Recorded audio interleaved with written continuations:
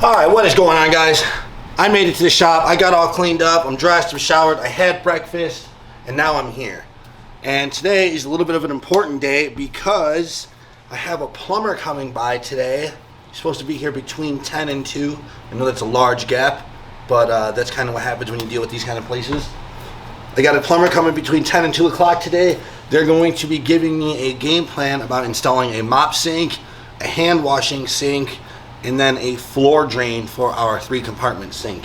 And what that means for us is once we get that installed, we can then start talking about an opening date and an inspection from the health department. So this is all really, really good news. This has been a long time coming. I've had a bunch of plumbers come. I've had even more plumbers blow me off.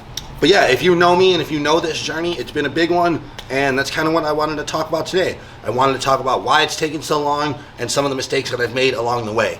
So without any further ado, let's just jump right into it. Let's talk about why it's taken so long to open up this juice shop. I got this place back in May of last year. When I originally got this place, it was an old cigarette depot. There was pegboards on the walls.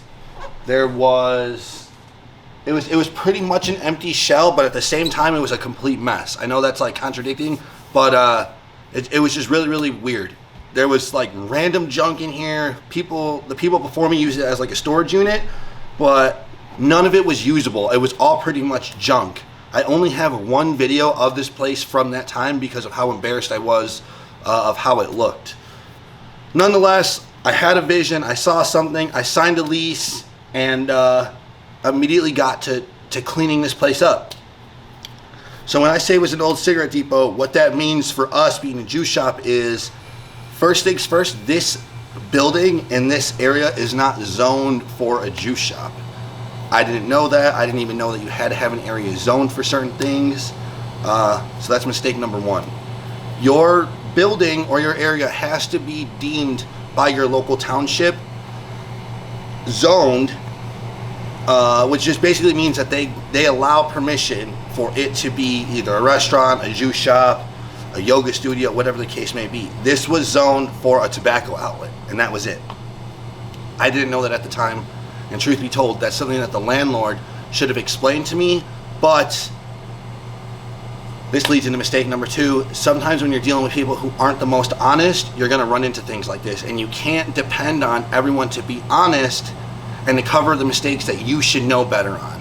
I didn't know better and I got taken advantage of, and that's 100% my fault. So once I realized that one, I was already in the lease and this place wasn't zoned for what I needed it to be, that also means a couple of other things. That means for the health department, this building isn't okayed for food, juice, etc. to be made here or sold here, really.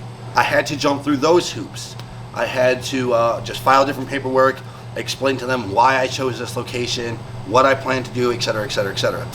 These are all things that just, take some time, and if you know better going in, you would choose a different location, mostly for the fact that these are just hoops you don't want to have to jump through. If I would have chose a different location right down the street, these are things that I wouldn't have experienced whatsoever. Basically what happened was I signed a lease to a place that wasn't really zoned for what I was trying to do. Not a big deal, but just a little bit of paperwork. Like I said, that's something that the landlord should have mentioned the day that I was viewing the place, but he wanted to get a tenant in here fast. I was young, I was dumb, and I was willing to sign, and that's a perfect storm. Leading into my next thing, after we got zoned and we decided, or that they decided that they would allow us to be here, which the zoning thing really wasn't a big deal. My local township was on board, and that was pretty much a breeze. It was just some paperwork. Nonetheless, next thing was I had a big mess in this place, and I thought, first things first, let me clean this place up. This place is a mess. I can't even think while I'm here. So let me get to cleaning up. When I say cleaning up, like I had mentioned in the beginning, this was like an old storage unit for someone. So I was throwing out old desks, tires. Guys, there was garbage. I had to gut a bunch of carpet that was downstairs. I was taking down pegboards off the walls. It was an absolute mess. I just kept going and going and going and cleaning and cleaning and cleaning. But as I was cleaning, I was also doing something that I shouldn't have been, which is now my third mistake and pretty much my biggest one. As I was cleaning, I was also designing and putting this place together as I went. And I literally mean that as I went. Day by day, hour by hour, I was designing it. I didn't have a drawing. I didn't have a business or a game plan. All I knew was day by day, I was gonna clean up a corner and I was gonna put some. Fast forward 3 months, 3 whole months, guys. And that's what it took me. It took me 3 months to get this place cleaned up. 3 months in, I finally have an empty shell to what I call a blank slate.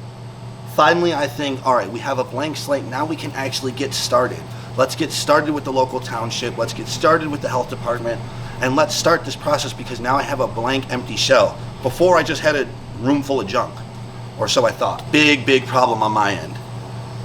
Once you get a place like this and you get zoned and they give you the zoning to be a juice shop or a restaurant or a shoe store or whatever your business is, you're immediately supposed to, in my case, go to the health department. Reason being, we're going to be a restaurant and they want to be on board with us during our build process.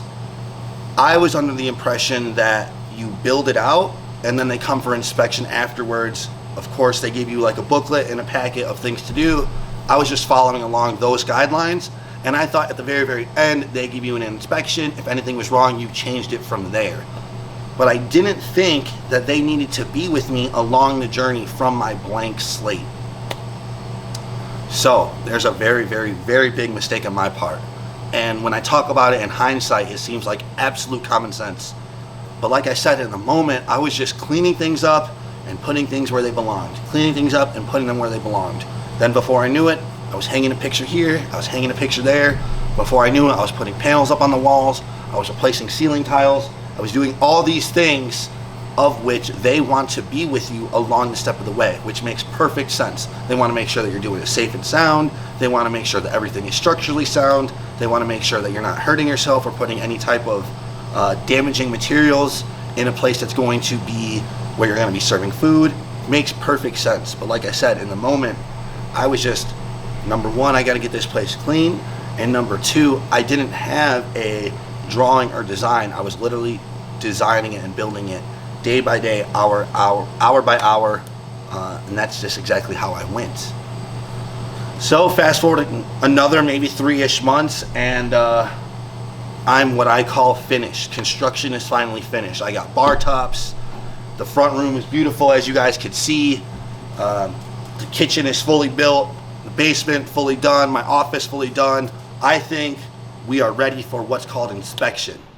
But, leading back to my last point, they were supposed to be along with us along this whole entire journey. Let me start filing the paperwork and let's start filing for inspections. Let's start filing for our local township inspection. And I was immediately hit with the realization of I did this 100% backwards. I built this place out, I cleaned this place up without the knowledge of anybody that's supposed to be on my team, which is the health department and my local township. I thought I didn't want to present to them an unfinished project. So I wanted to clean up what I had and finish what I was doing and then present it. Not knowing or not thinking, that doesn't make any freaking sense. They have to know what you're doing step by step. And like I said, in hindsight, saying that out loud, that makes perfect sense. In the moment, I was not thinking that. So a huge, huge mistake on my end, guys. An absolute huge mistake. So now we were, based on that timeline that I was just telling you, we're 6 months in. But now you got to fast forward another 3 because another 3 months goes by of just exactly that. Wheeling and dealing about paperwork and wheeling and dealing about my mistakes and trying to figure out what's the right process, if we were going to undo everything that we did and start over, or if we could have somebody come in and clean up the mess that I had made. Basically. That was a very, very unsure process, and that took another 3 months. Amongst that 3 months, to be honest, we weren't sure if we were even going to keep this location. We talked about it quite a bit. We were either going to pack up our stuff and move on to the next adventure and try again the right way, or we were going to completely close up shop and maybe move to a food truck kind of deal. We weren't really sure, and it was very, very stressful time. I'm not going to lie to you guys. If you know me on a personal level, you know I took these last 9 months very, very hard, but more specifically, these last 3. It's been very, very tough on me.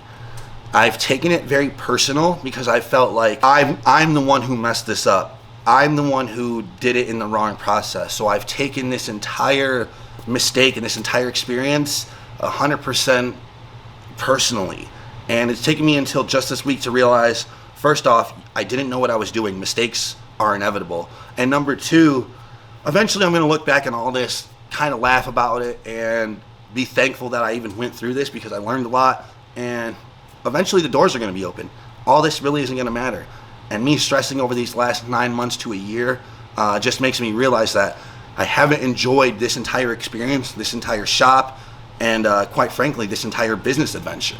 So I'm going to stop stressing about it so much and give myself that little bit of grace that this is my first time opening up a brick and mortar shop. I don't know what I'm doing, and mistakes are absolutely inevitable. That's kind of my little breakdown on why it's taken us so long. I know a lot of you guys have always asked on Instagram, when are you going to open? The shop looks beautiful. Some of you have even been here to help me out with a few things or pick up a few things, and you see this beautiful shop. Thank you so much for the compliments, by the way. But guys, I'm working on it as soon as I can. We are going to get open as soon as I can. I promise you that.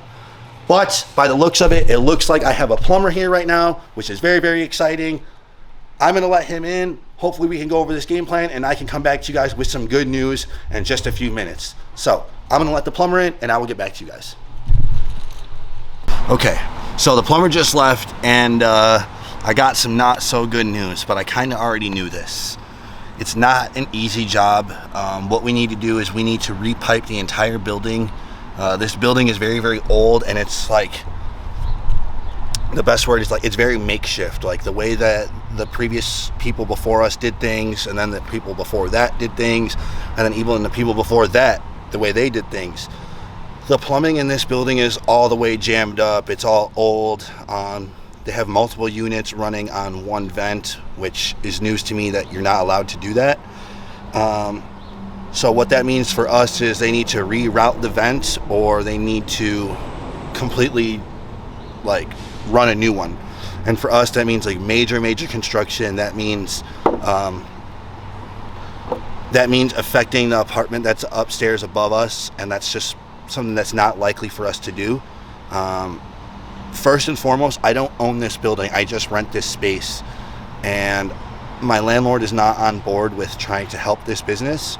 He just wants every dollar he can get out of me. And so what that means for me is spending an astronomical amount of money to make his building up to par, for me just to have it for another couple of months. Once my lease ends, we're moving anyways. I think. I'm not positive on that, but based on this news, I'm pretty sure.